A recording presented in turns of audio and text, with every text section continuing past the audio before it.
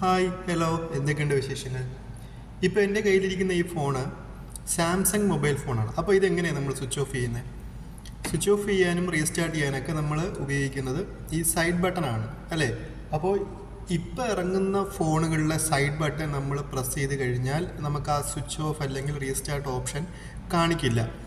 പക്ഷേ നമ്മുടെ ഈ സൈഡ് ബട്ടൺ ഡാമേജ് ആയി കഴിഞ്ഞാൽ എന്ത് ചെയ്യും? കണ്ടോ, എൻ്റെ ഈ ബട്ടൺ വർക്ക് ചെയ്യുന്നില്ല. സോ നമ്മൾ എങ്ങനെ ഇത് സ്വിച്ച് ഓഫോ റീസ്റ്റാർട്ടോ ഒക്കെ ചെയ്യും? സോ അതിനെക്കുറിച്ചാണ് പറയുന്നത്.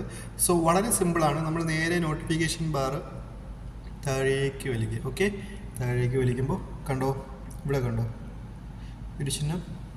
സോ അതിൽ പ്രസ് ചെയ്ത് കഴിഞ്ഞ് റീസ്റ്റാർട്ട് കൊടുത്തു കഴിഞ്ഞാൽ എന്താവും? ഫോൺ റീസ്റ്റാർട്ട് ആവും. നമുക്ക് പുതിയ സാംസങ് ഫോണുകളിൽ സൈഡ് ബട്ടൺ പ്രസ് ചെയ്ത് കഴിഞ്ഞാൽ നമുക്ക് ഈ ഒരു ഓപ്ഷൻ കാണിക്കുന്നില്ല. സ്വിച്ച് ഓഫ് ചെയ്യാനും റീസ്റ്റാർട്ട് ചെയ്യാനുള്ള ഓപ്ഷൻ ഒന്നും കാണിക്കുന്നില്ല. സോ ആ ഒരു സമയത്തൊക്കെ നമുക്ക് നോട്ടിഫിക്കേഷൻ ബാർ യൂസ് ചെയ്ത് ചെയ്യാനായിട്ട് സാധിക്കും. ഓക്കെ.